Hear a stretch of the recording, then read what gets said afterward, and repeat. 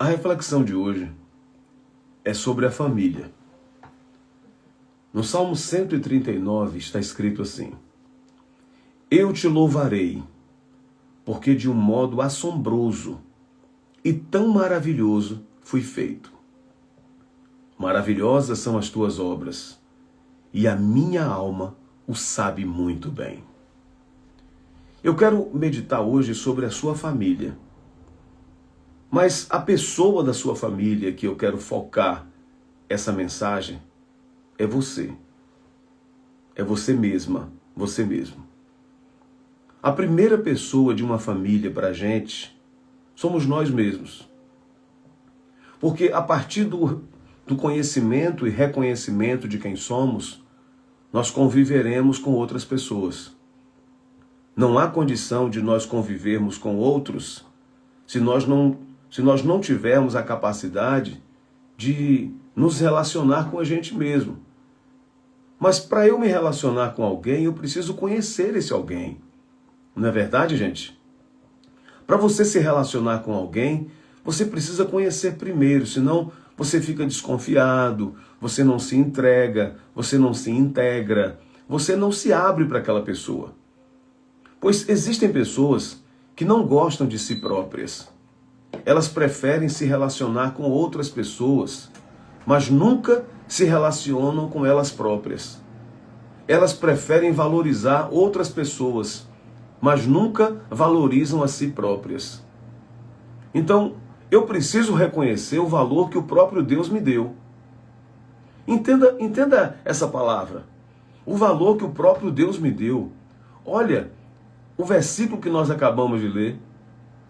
Eu te louvarei porque de um modo assombroso, olha gente, que hipérbole, de um modo assombroso e tão maravilhoso fui feito.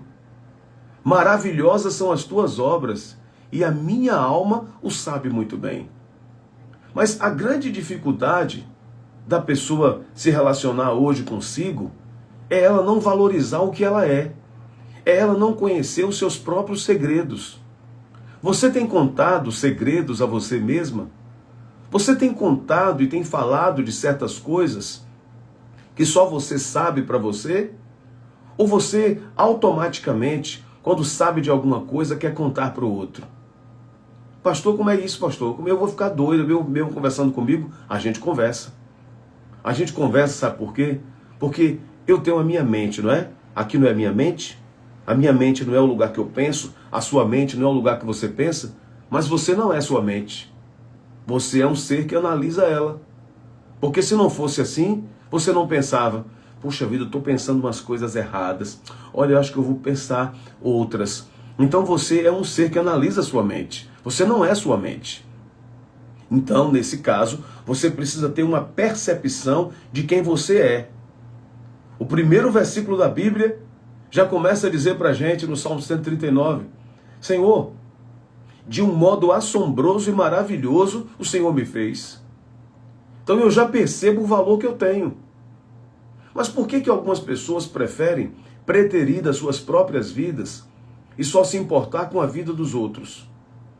Tem um lado negativo, que a pessoa liga para a vida dos outros e se torna um fofoqueiro, se torna alguém tóxico, mas tem o outro lado, que a pessoa não se dedica a ela própria e só se dedica ao outro. Claro que eu devo ser altruísta, eu devo me importar com o outro, mas eu não posso me importar só com o outro. Veja que a Bíblia traça o equilíbrio perfeito disso. Amarás o teu próximo como a ti mesmo. Mateus 22, 39. A Bíblia diz que eu devo amar o próximo, sim, mas eu preciso amar a mim. Cuidar da minha mente. Sabe, gente, viver o tempo presente. Analisa comigo. Tem muitas pessoas que elas não vivem o tempo presente. Elas estão sempre num lugar pensando em outro. Elas estão sempre em um lugar preocupadas com outro lugar. Elas não conseguem raciocinar dentro daquilo que estão fazendo.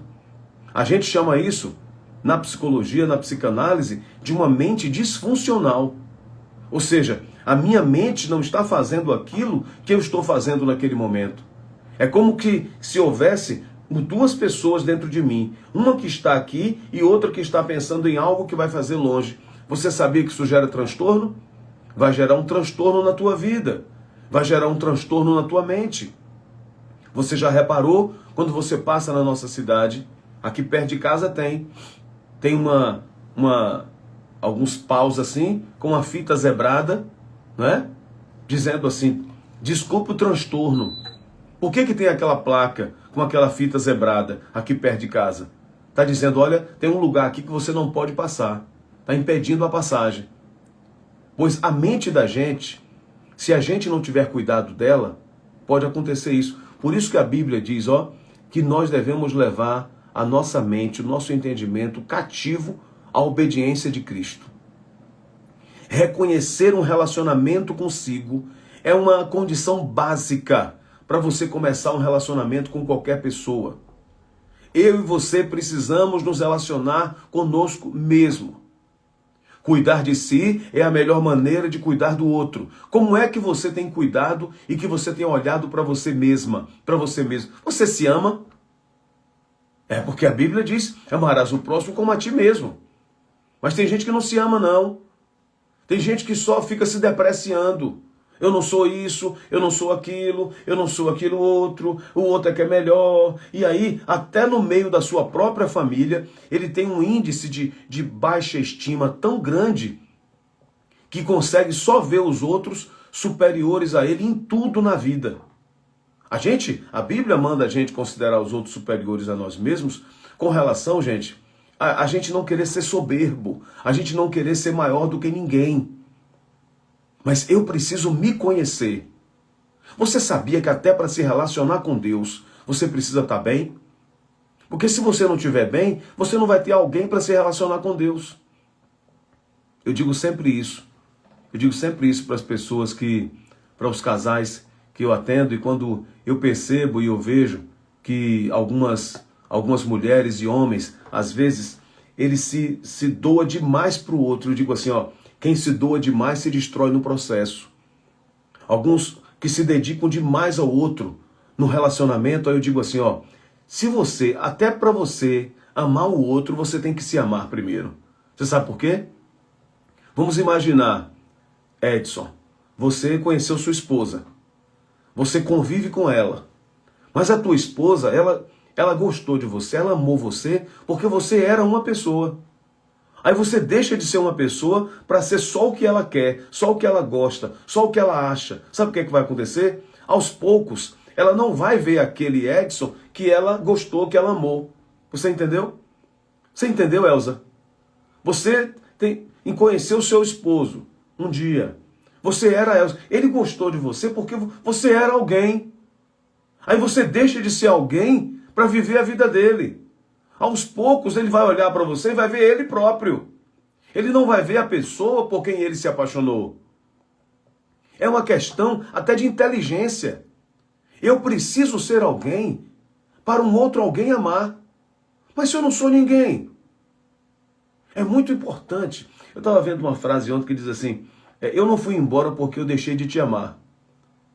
Eu fui embora porque quanto mais eu ficava, menos eu me amava. Veja que não é uma frase legal. Eu não fui embora porque eu deixei de te amar, a pessoa dizendo para outro. Eu fui embora porque quanto mais eu ficava, eu percebi que eu menos me amava.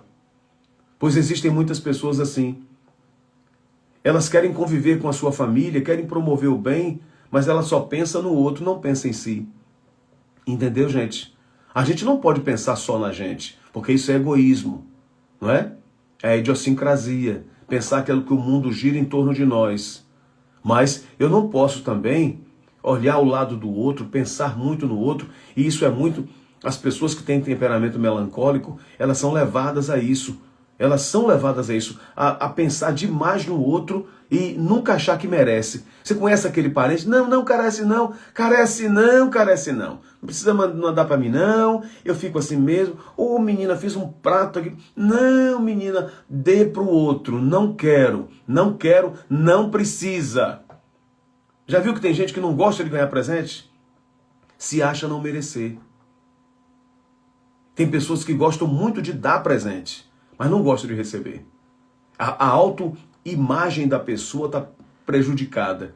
Porque nós temos a nossa autoimagem, que é a maneira como a gente se vê, e temos a nossa autoestima, que é a maneira como a gente se sente. Entendeu? Então, é preciso você se amar. Nessa família, existe uma pessoa chamada você. Existe uma pessoa, Ioneide, chamada você, Kátia Kelly. Existe uma pessoa chamada você nessa sua família. Existem muitas mães que se transferem para os filhos. E você sabe de uma coisa? Quando você deixa de ser você, você passa a ser uma pessoa ruim na vida do outro. Sabe por quê?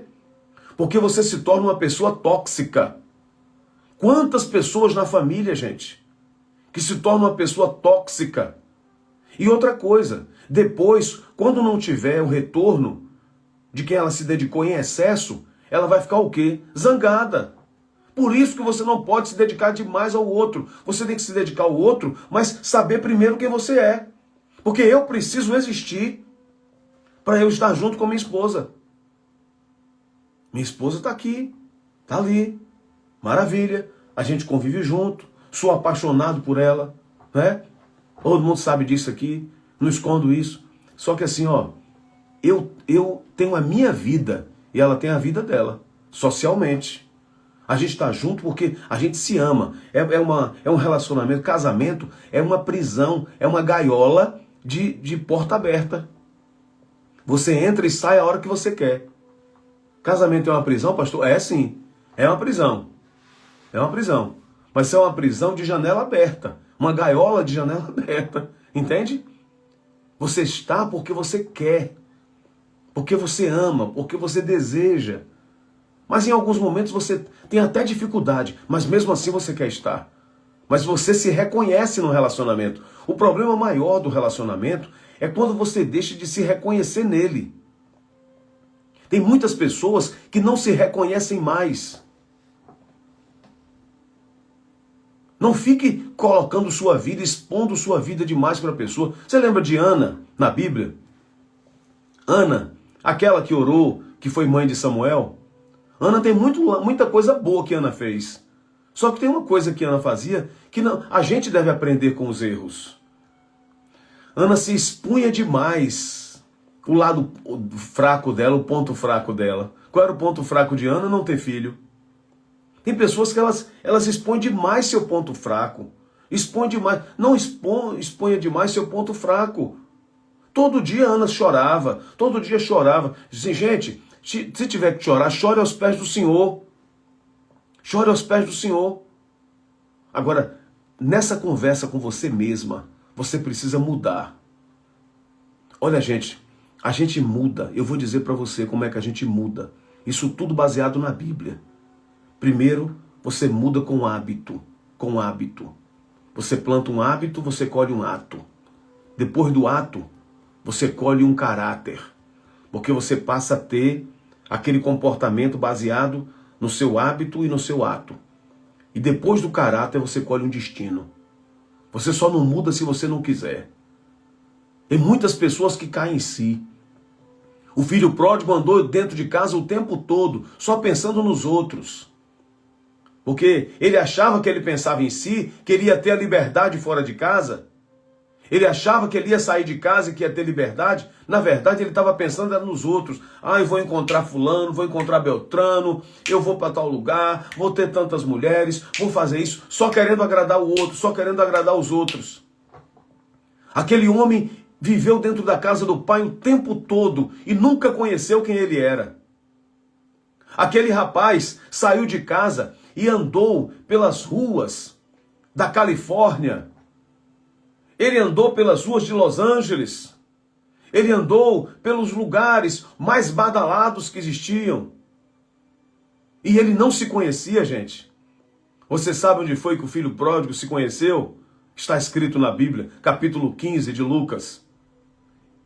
E caindo em si, disse: quantos trabalhadores de meu pai têm pão com fartura e eu aqui morro de fome? Ele se conheceu no chiqueiro, gente.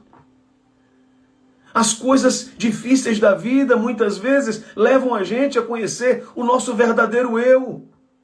Ali é que ele se encontrou, ali é que ele se achou. E muitas pessoas precisam de fato se encontrar consigo, precisam se achar, porque até agora não são ninguém.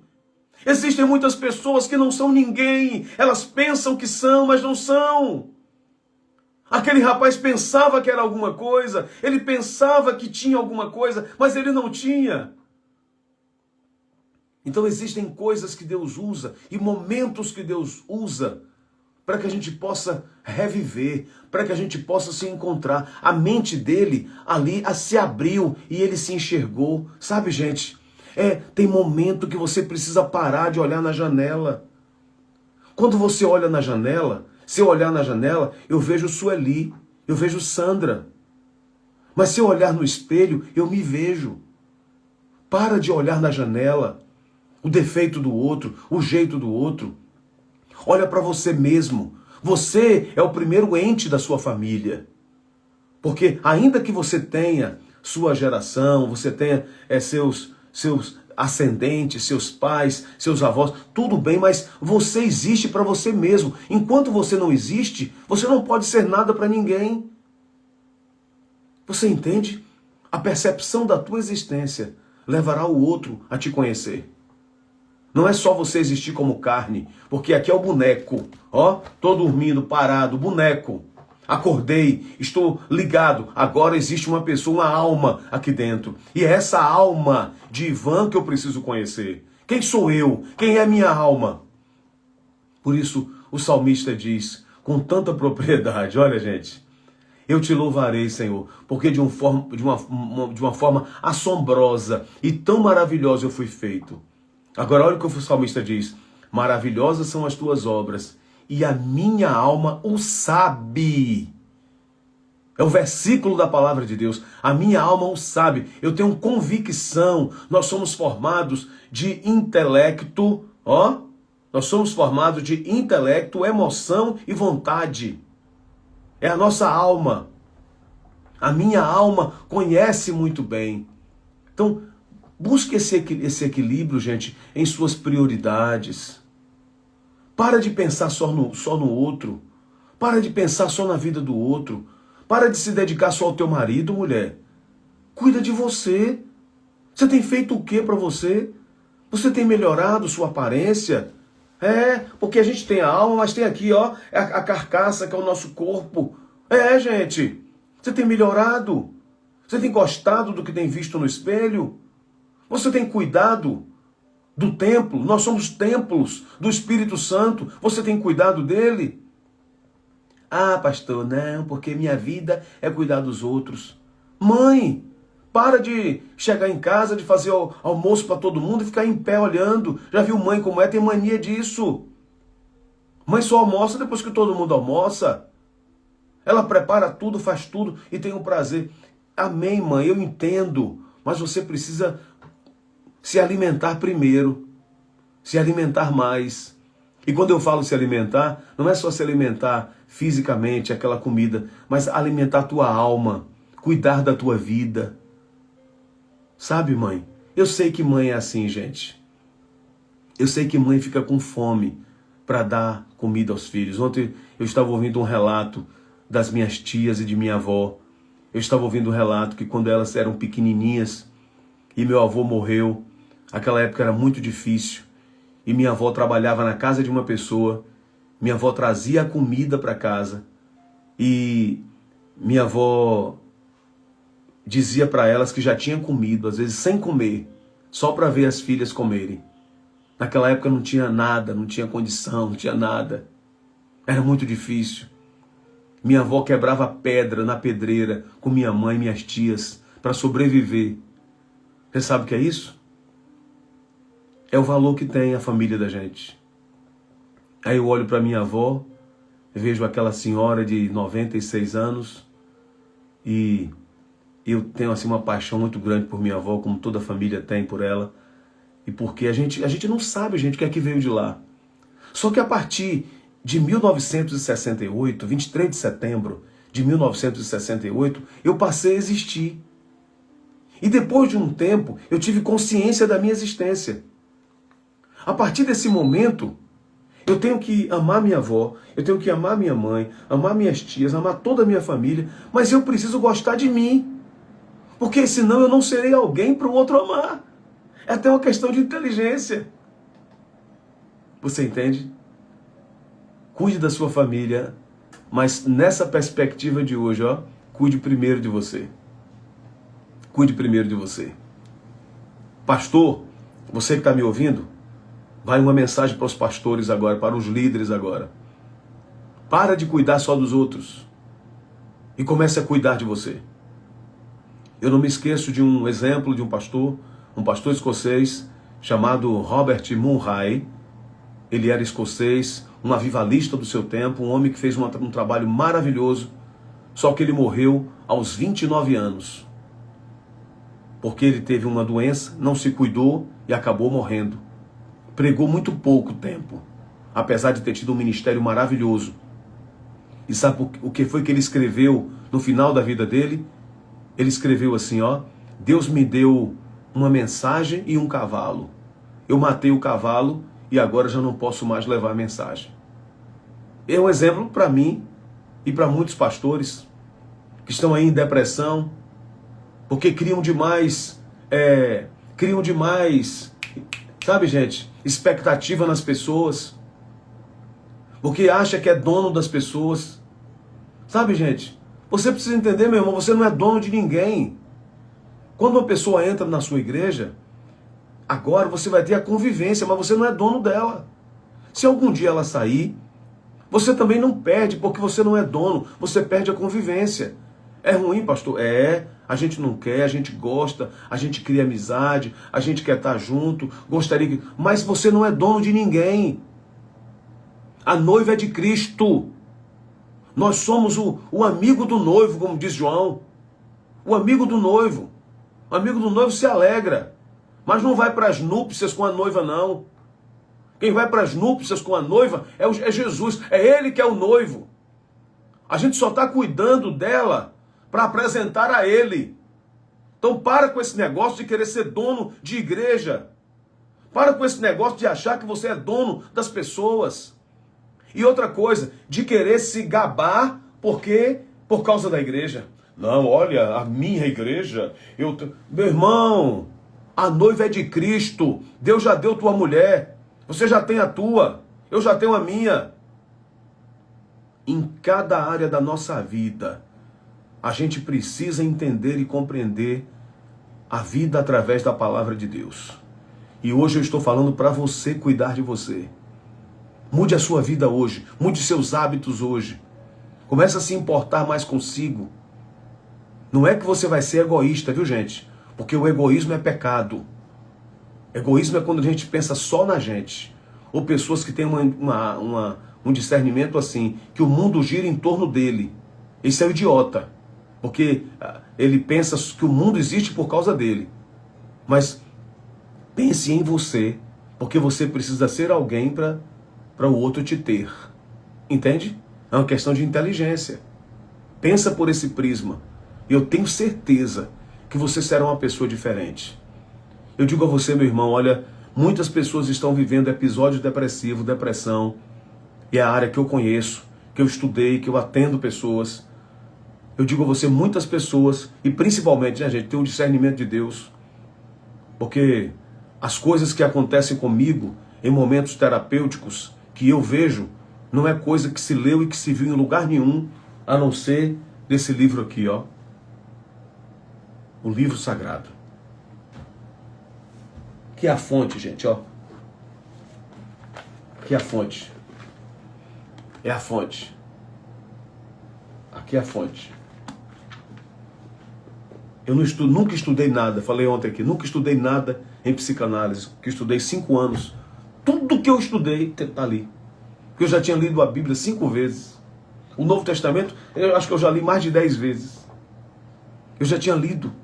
Então eu aprendi na fonte. Eu aprendi com Lacan, com Jung, com Freud, com Winnicott, com Bion. Aprendi com muitos teóricos. Mas eu aprendi mesmo, foi com Jesus e com a sua palavra. Então ame você. Seja alguém para alguém amar. Tá bom? E não se esqueça dessa palavra. Em nome de Jesus.